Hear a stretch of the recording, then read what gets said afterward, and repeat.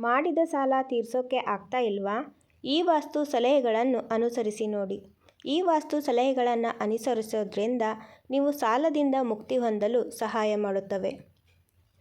ವಾಸ್ತು ಪ್ರಕಾರ ಆದಷ್ಟು ಬೇಗ ಸಾಲದಿಂದ ಮುಕ್ತಿ ಹೊಂದಲು ಮನೆ ಅಥವಾ ಅಂಗಡಿಯ ಉತ್ತರ ದಿಕ್ಕಿಗೆ ಹಣ ಇಡಬೇಕು. ಹೀಗೆ ಮಾಡುವುದರಿಂದ ಋಣ ದೂರವಾಗುತ್ತದೆ ಮತ್ತು ಸಂಪತ್ತು ತರುತ್ತದೆ ಎಂಬ ನಂಬಿಕೆ ಇದೆ. ಕಂಡವರ ಹಣ ವಿಷ ಎಂದಂತೆ ಎಂದು ಹಿರಿಯರು ಮಾತನಾಡುವುದನ್ನು ನೀವು ಕೇಳುತ್ತೀರಿ. ಆದರೆ ಕಷ್ಟಗಳು ಇನ್ನೊಬ್ಬರಿಂದ ಸಾಲ ಮಾಡುವ ಪರಿಸ್ಥಿತಿಗೆ ತಳ್ಳುತ್ತದೆ. ಕಷ್ಟ ತೀರಿಸಿಕೊಳ್ಳಲು ಸಾಲ ಮಾಡಿದರೆ ಅದು ಇನ್ನೂ ದೊಡ್ಡ ಕಷ್ಟ ನೀಡುತ್ತದೆ. ಪಡೆದ ಸಾಲ ವಾಪಸ್ ನೀಡುವುದು ಇನ್ನೂ ಕಷ್ಟವಾಗುತ್ತದೆ. ಹೀಗಿರುವಾಗ ಈ ವಾಸ್ತು ಸಲಹೆಗಳನ್ನು ಅನುಸರಿಸಿ ಸಾಲ ಮುಕ್ತರಾಗಿ. ಮೊದಲನೆಯದು, ವಾಸ್ತುಶಾಸ್ತ್ರದ ಪ್ರಕಾರ ಮಂಗಳವಾರದ ದಿನ ಸಾಲದ ಕಂತನ್ನು ಮರುಪಾವತಿಸಿ ಮಾಡಲು ಒಳ್ಳೆಯ ದಿನ. ಈ ದಿನ ಹಣವನ್ನು ಹಿಂದಿರುಗಿಸುವುದರಿಂದ ಸಾಲವು ಶೀಘ್ರವಾಗಿ ಇತ್ಯರ್ಥವಾಗುತ್ತದೆ ಎಂದು ನಂಬಲಾಗಿದೆ. ಈ ವಾಸ್ತು ಸಲಹೆಯನ್ನು ಅನುಸರಿಸಿ ನೋಡಿ. ಮನೆಯ ನೈಋತ್ಯ ಭಾಗದಲ್ಲಿ ನಿರ್ಮಿಸಿದ ಸ್ನಾನಗೃಹವು ವ್ಯಕ್ತಿಯ ಮೇಲೆ ಸಾಲದ ಹೊರೆಯನ್ನು ಹೆಚ್ಚಿಸುತ್ತದೆ. ಆದ್ದರಿಂದ ಮನೆಯಲ್ಲಿ ಸ್ನಾನಗೃಹವನ್ನು ಈ ದಿಕ್ಕಿನಲ್ಲಿ ನಿರ್ಮಿಸಬಾರದು. ಇದನ್ನು ಅನುಸರಿಸಿ ನೀವು ಸಾಲ ಮುಕ್ತರಾಗಿ.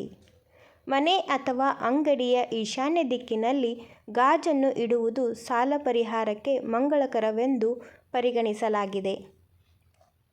ಆದರೆ ಇವು ಕೆಂಪು, ಸಿಂಧೂರ ಅಥವಾ ಮರೂನ್ ಬಣ್ಣದ ಗಾಜಾಗಿರಬಾರದು ಅಷ್ಟೇ.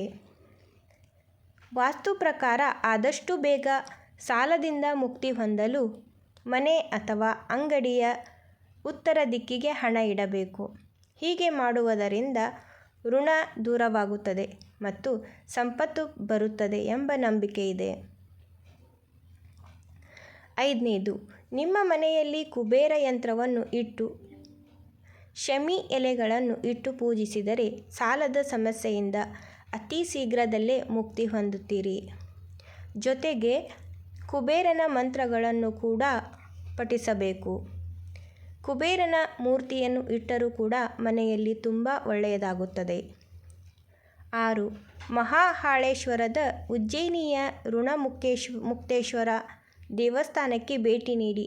ಅಲ್ಲಿ ಹಳದಿ ಪೂಜೆ ಮಾಡಿದರೆ ಕೂಡ ನೀವು ಬೇಗನೆ ಸಾಲ ಮುಕ್ತರಾಗಲಿದ್ದೀರಿ ಎಂದು ತಿಳಿಸಲಾಗುತ್ತದೆ.